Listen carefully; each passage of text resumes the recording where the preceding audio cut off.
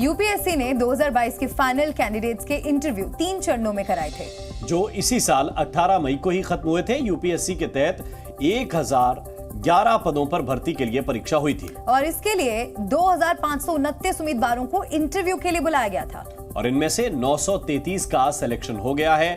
कल रिजल्ट आते ही इन 933 घरों में जश्न का माहौल था और परिवार के चेहरे पर जबरदस्त चमक थी। ये जश्न बेहद खास है, ये उत्साह सबसे अलग है, क्योंकि ये जश्न है सफलता का, ये खुशी है शिखर पर पहुंचने का। ये चेहरे जो आज गर्व से भरे दिखाई दे रहे हैं, वो कल देश के विकास की दशा और दिशा तय करने में अहम रोल निभाने वाले हैं। ये वो सितारे हैं जिन पर आने वाले वक्त में गांव से शहर तक हिंदुस्तान के कोने कोने को चमकाने की जिम्मेदारी होगी। सफलता के शिखर पर पहुंचे ये तमाम धुरंधर कल के बड़े अफसर हैं। यूपीएससी के सिविल सर्विसेज परीक्षाओं के फाइनल रिजल्ट घोषित कर दिए गए हैं, जिनमें कुल 933 उम्मीदवारों का सिलेक्शन हुआ है। और जी न्यूज पर दिखाई दे रही ये तस्वीरें उन्हीं 933 में से कुछ चुनिंदा अफसरों की है। इस बार की यूपीएससी रिजल्ट की खास बात यह है कि टॉप 20 में 12 लड़कियां हैं और तो और टॉप 4 में सभी की सभी लड़कियां ही हैं। सबसे पहले मिलिए यूपीएससी में 4th रैंक हासिल करने वाली स्मृति मिश्रा से। दिल्ली के मिरांडा हाउस कॉलेज से पढ़ी स्मृति के पिता भी पुलिस अफसर हैं और यूपी के बरेली में डीएसपी के पद पर तैनात हैं। यूपीएससी का रिजल्ट आते ही स्मृति ने डीएसपी पिता को फोन कर खुशखबरी दी और गर्व से बताया कि आपकी बेटी आईएएस अफसर बन गई है, जिसके बाद पिता की खुशी का ठिकाना नहीं रहा। स्मृति ने तीसरी कोशिश में यूपीएससी एग्जाम में 4था मुकाम हासिल किया है। मैं बहुत तेज चिल्लाई थी and my mother was actually very scared कि क्या हो गया है एंड बहुत ज़्यादा खुशी हुई, बहुत ओवरवेलमिंग एंड थोड़ा टाइम तो प्रोसेस करने में भी लगता है कि ये हो क्या गया है। बार बार रोल नंबर चेक किया कि मैं ही हूँ एंड अच्छा, तो आप नोएडा से आ रहे हो, कितनी बार कैब में चेक किया होगा कि is it me finally? Yes, मैंने रोल नंबर चेक किया, मैंने 2 बार 3 बार वेरीफाई किया, फिर मैंने इसके बाद वो फाइनली वो किया कि मेरा ही रिजल्ट है। अब आपको ले चलते हैं दिल्ली से करीब 250 किलोमीटर दूर हरियाणा के कैथल, जहां की होनहार बेटी कनिका ने यूपीएससी की परीक्षा में 9वां रैंक हासिल किया है। रिजल्ट आने के बाद से ही कनिका के घर में ढोल नगाड़े गूंज रहे हैं और पूरे कैथल में जैसे जश्न का माहौल है।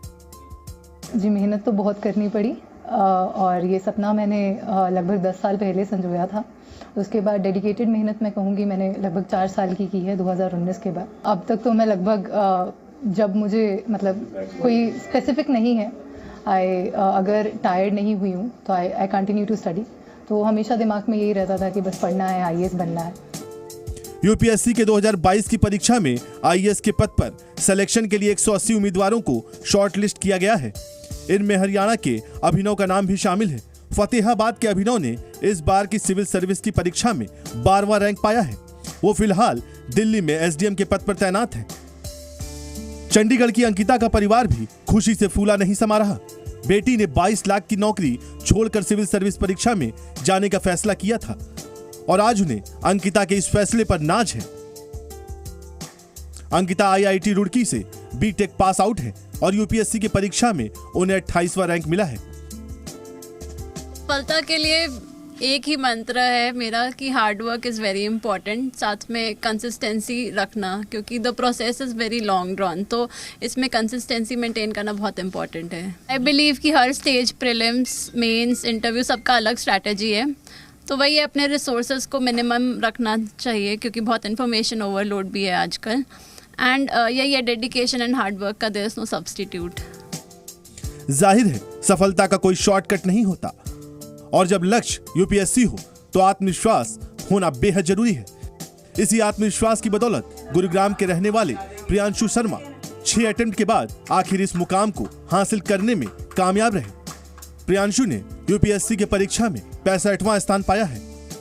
मुझे भगवान ने इस सक्सेस से नवाजा है और इसके पीछे बहुत लोगों का योगदान रहा है और बहुत मेहनत लगी है इसमें। और मैं तो यही मानता हूँ कि उपलब्धियाँ अभी आएंगी, ये तो शुरुआत है। अभी तो सेवा में जाने लगे हैं, अभी तो वहाँ काम करना वो ज़्यादा बड़ी चीज़ रहेगी मेरे लिए, वो ज़्यादा बड़ी उपलब्धियाँ हैं।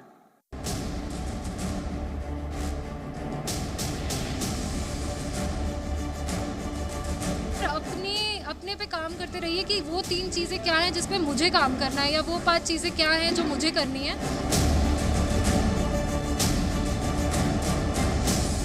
बहुत सारे रिसोर्सेज को नहीं रेफ़र करना, बेसिक रिसोर्सेज को पढ़ना है और उसको बार बार पढ़ना है, कंसिस्टेंसी और डिसिप्लिन के साथ पढ़ना है।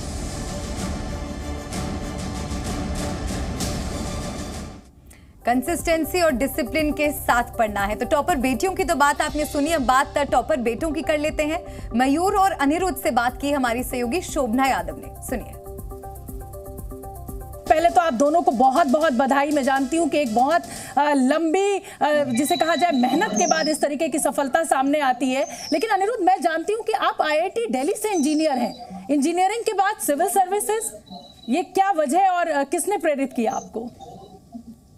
हाँ जी, मैंने thank you so much first of all. And engineering के टाइम पे ही मुझे मोटिवेशन हुआ।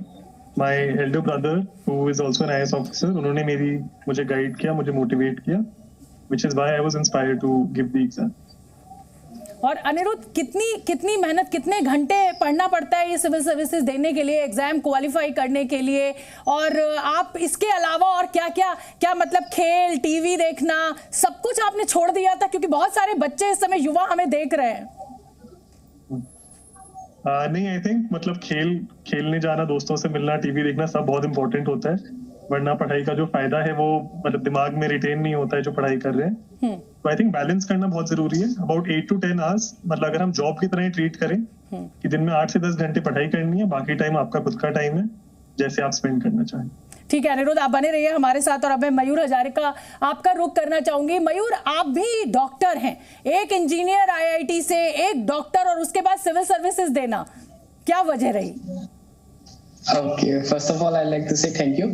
And मतलब अराउंड 2015 के अराउंड ही मेरे को थोड़ा सा इंटरेस्ट तो था सिविल सर्विसेज को लेके, पर उस टाइम पे मतलब यहाँ पे उतना गाइडेंस अवेलेबल नहीं था और इंटरनेट भी ऐसा अवेलेबल नहीं था उस टाइम पे। तो मैं मेडिकल पे चला गया। तो उसके बाद अराउंड लाइक 3rd और 4th ईयर में मेडिकल में फिर से वो जो इनिशियल एक आर्ट्स था वो फिर से ऐसे मतलब it started resurfacing, and then I decided that I'll be going for a serious attempt in UPSC, and इसीलिए मैंने फिर से डिसाइड किया कि UPSC में जाना है। Z News।